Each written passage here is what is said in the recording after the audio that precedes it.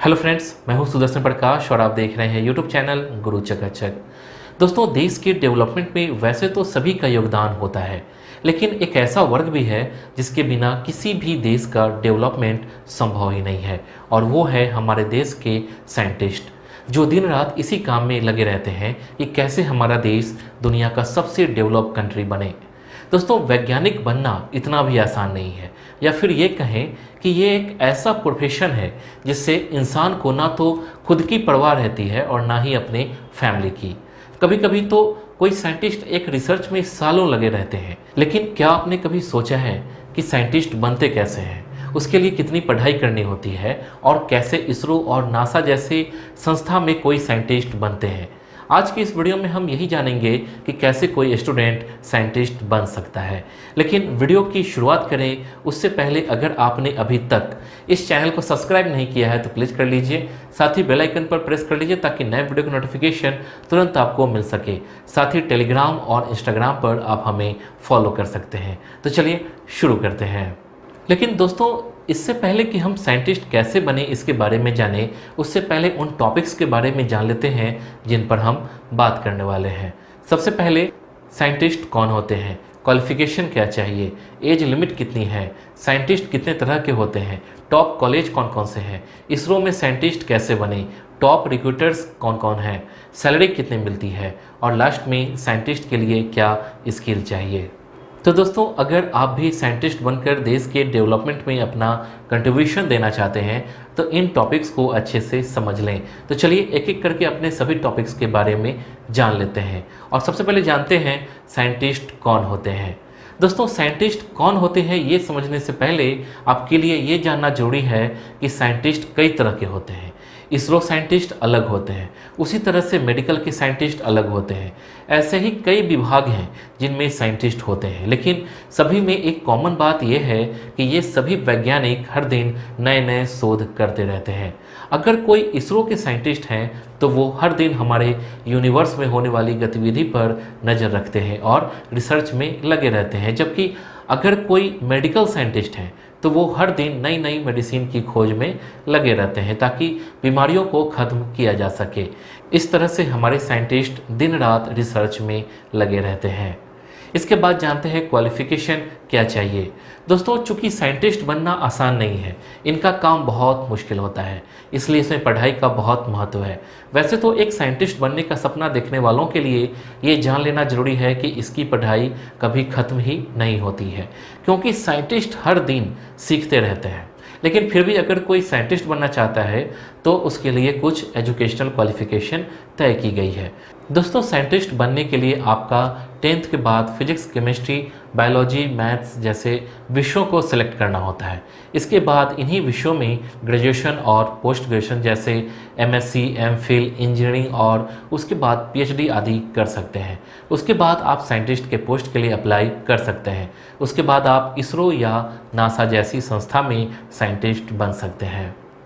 अब जानते हैं एज लिमिट कितनी है। दोस्तों, सीखने की कोई उम्र नहीं होती, ठीक उसी तरह से एक साइंटिस्ट बनने के लिए कोई भी एज लिमिट नहीं है। आप किसी भी उम्र में साइंटिस्ट बन सकते हैं। दोस्तों, साइंटिस्ट बनना आसान नहीं है, इसके लिए बहुत पढ़ाई करनी होती है। तभी तो दोस्तों साइंटिस्ट की रिस्पेक्ट किसी से भी ज़्यादा होती है। तो दोस्तों, अगर आप भी साइंटिस्ट बनना चाहते हैं तो ये जान लीजिए कि इसमें एज की कोई लिमिटेशन नहीं है। अब जानते हैं साइंटिस्ट कितने तरह के होते हैं। दोस्तों, देश और दुनिया में कई तरह के साइंटिस्ट होते हैं जो अलग अलग सब्जेक्ट पर रिसर्च करते रहते हैं। तो चलिए जानते हैं साइंटिस्ट कितने तरह के होते हैं। Geologist, geographer, botanist, marine biologist, ethologist, agronomist, seismologist, botanist, geneticist, chemist, microbiologist, astronomer, geologist, paleontologist, cytologist, ecologist, epidemiologist. दोस्तों, ये तमाम साइंटिस्ट दिन रात बस इसी कोशिश में लगे रहते हैं कि कैसे कैसे नए शोध के जरिए देश का विकास किया जाए। अब जानते हैं टॉप कॉलेज कौन कौन से हैं। दोस्तों, हमारे देश में कई ऐसे टॉप यूनिवर्सिटीज़ हैं जहां अलग अलग सब्जेक्ट के साइंटिस्ट की पढ़ाई करवाई जाती है, जहां पढ़कर लाखों बच्चे साइंटिस्ट बनते हैं। तो चलिए जानते हैं उन्हीं में से कुछ टॉप कॉलेजेज और यूनिवर्सिटीज़ के बारे में। हिंदू कॉलेज, संत Stephen's, Jawaharlal Nehru university, Miranda house, Jain university, Kalinga university, saint Xavier's college, Hansraj college, Stella Maris college, Wilson college, Christ university. दोस्तों इसके अलावा और भी कई ऐसे कॉलेज और यूनिवर्सिटीज़ हैं जहां से आप पढ़ाई कर सकते हैं। अब जानते हैं इसरो में जॉब कैसे मिलेगा। दोस्तों इसरो में रिक्रूटमेंट की 2 प्रक्रिया है और दोनों ही तरीके से आप इसमें जॉब पा सकते हैं। पहला तो ये कि इसके लिए आपको IIST यानी कि Indian Institute of space technology में एडमिशन लेना होगा। अगर आपको यहाँ एडमिशन मिल जाता है और अगर आप पूरी लगन के साथ पढ़ाई करते हैं तो आपका साइंटिस्ट बनना कंफर्म है, क्योंकि हर साल इसरो IIST से पढ़ने वाले स्टूडेंट की भर्ती करता है। वैसे आपको बता दें कि ऐसा कहा जाता है कि इस इंस्टीट्यूट में पढ़ने वाले सभी छात्रों को इसरो भर्ती कर लेता है, इसलिए ये एक अच्छा तरीका है इसरो में नौकरी पाने का। दोस्तों इसके अलावा दूसरा रास्ता है एग्ज़ाम देकर इसरो में नौकरी पाने का। दरअसल इसरो हर साल भर्ती के लिए एग्ज़ाम कंडक्ट करवाता है। इसके लिए बाकायदा एक बोर्ड भी है जिसे ICRB कहते हैं। इसका full form ISRO centralised recruitment board होता है। ये एग्ज़ाम 3 कैटेगरी में कंडक्ट करवाई जाती है। फर्स्ट इलेक्ट्रॉनिक, सेकेंड मैकेनिकल और थर्ड है लास्ट में कंप्यूटर। अब चलिए बात कर लेते हैं कि कौन कौन इस एग्ज़ाम को दे सकता है, मतलब क्वालिफिकेशन क्या होनी चाहिए।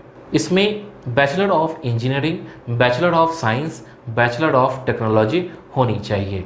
अगर आपने इन कोर्सेज को कर रखा है तो आप इस एग्ज़ाम में शामिल हो सकते हैं, लेकिन याद रहे इस कोर्स में आपका कम से कम 65% या फिर उससे ज़्यादा मार्क्स होना ज़रूरी है, तभी आप एग्ज़ाम में शामिल हो सकते हैं। और अगर आपने इस एग्ज़ाम को क्लियर कर लिया तो आपकी नौकरी इसरो जैसी संस्था में पक्की है। दोस्तों हालांकि अलग अलग डिपार्टमेंट में जॉब के लिए अलग अलग रिक्रूटमेंट प्रक्रिया है, जिसे आप उसके वेबसाइट पर जाकर चेक कर सकते हैं। अब जानते हैं टॉप रिक्रूटर्स कौन कौन है। दोस्तों अब बात कर लेते हैं, अगर आपने साइंटिस्ट की पढ़ाई कर ली तो कहाँ कहाँ आपकी जॉब लग सकती है। बहुत सारे स्टूडेंट्स के मन में ये सवाल आता है कि साइंटिस्ट बनने के बाद कहाँ नौकरी लग सकती है, क्योंकि ज़्यादातर स्टूडेंट समझते हैं कि साइंटिस्ट का मतलब इसरो और नासा होता है, लेकिन ऐसा नहीं है। तो चलिए जानते हैं टॉप रिक्रूटर्स के बारे में। National Aeronautics and Space Administration NASA, Indian Space Research Organisation ISRO, Indian Association for Cultivation of Science IACS, Indian Institute of Science Education and Research IISER, Tata Institute of Fundamental Research TIFR, Aryabhatta Research Institute of Observational Sciences ARIES, Indian Institute of Tropical Meteorology IITM, Defence Research and Development Organisation DRDO, Bhabha Atomic Research Centre BARC, Indian Council of Agriculture Research ICAR, Council of Scientific and industrial research CSIR, Indian Institute of Tropical Meteorology IITM। अब जानते हैं salary कितनी होगी। दोस्तों किसी भी department या फिर इंस्टीट्यूशन में आपकी जॉब लगती है तो आपकी सैलरी इस बात पर डिपेंड करती है कि आप किस पोस्ट पर हैं, आपको कितना एक्सपीरियंस है। वैसे आपको ज़्यादा चिंता करने की बात नहीं है, क्योंकि अगर आप साइंटिस्ट बनते हैं तो आपकी शुरुआती सैलरी 30,000 से लेकर 1 लाख रुपए तक हो सकती है, और आप जैसे जैसे आपका एक्सपीरियंस बढ़ेगा तो आपका भी प्रमोशन भी होगी और धीरे धीरे आपकी सैलरी भी बढ़ती चली जाएगी। अब जानते हैं लास्ट में साइंटिस्ट के लिए क्या स्किल होनी चाहिए। दोस्तों हर जॉब के लिए डिफरेंट स्किल की ज़रूरत पड़ती है।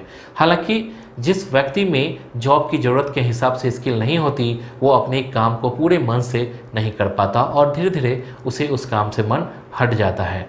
एक साइंटिस्ट जब कोई रिसर्च करता है तो रिसर्च पेपर निकालता है, इसलिए एक साइंटिस्ट के लिए अच्छी राइटिंग स्किल होनी ज़रूरी है। उसके बाद आप जिस भी क्षेत्र में हो आपको उसकी डिटेल नॉलेज होनी चाहिए। दोस्तों एक साइंटिस्ट का नेचर क्यूरियस होना चाहिए, यानी कि उसे नई नई चीज़ों को जानने और खोजने में रुचि होनी चाहिए, तभी वो अपने फील्ड में कुछ नया खोज पाएगा।